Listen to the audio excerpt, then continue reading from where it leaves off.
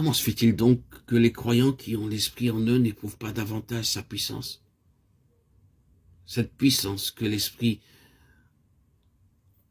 veut nous enseigner. C'est parce que ces croyants ne connaissent guère et n'honorent guère l'Esprit qui est en eux. Ils ont bien sûr beaucoup de foi en Jésus sur la croix ou en Jésus sur son trône dans le ciel. Mais ils n'ont que peu de foi en Jésus demeurant en eux par son Esprit. Ce qui manque à ces croyants, c'est de croire à l'accomplissement de cette promesse. Qui croit en moi, des fleuves d'eau vive couleront de lui. Jean 7, 38. Croyons que le Saint-Esprit réalise en nous la présence du Seigneur Jésus lui-même. Et ne le croyons pas seulement en usant de la foi de notre intelligence, en cherchant à nous convaincre de la vérité de ce que Jésus nous dit. C'est par le cœur qu'il faut le croire. Le cœur où demeure l'Esprit.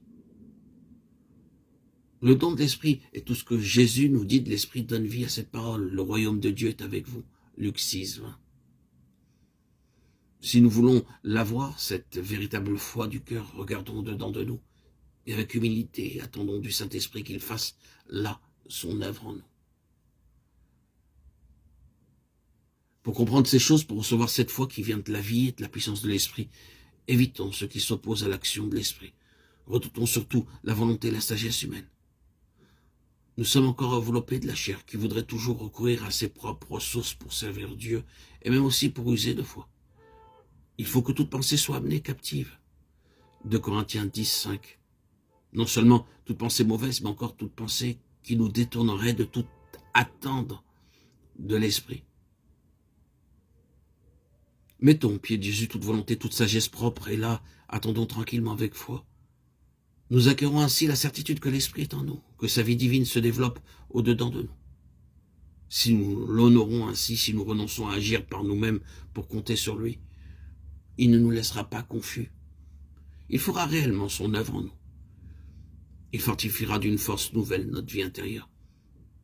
Il nous donnera une foi vivante. Il nous révélera la présence de Jésus de jour en jour. Nous éprouverons que Jésus intervient lui-même dans tout ce qui nous concerne et nous en aurons tout autant de certitude et de joie que s'il était visiblement avec nous sur la terre. Nous en aurons même une conviction plus intime encore. Seigneur Jésus, oui, je me réjouis de ce que tu n'es plus ici-bas. Je te remercie de ce que tu te manifestes à tes disciples par des rapports encore plus réels, plus intimes, plus tendres et plus efficaces que si tu étais sur la terre. Je te rends grâce de ce que ton Esprit Saint habite en moi, de ce qu'il m'apprend, ce qu'est la communion avec toi, me faisant réaliser ta sainte présence.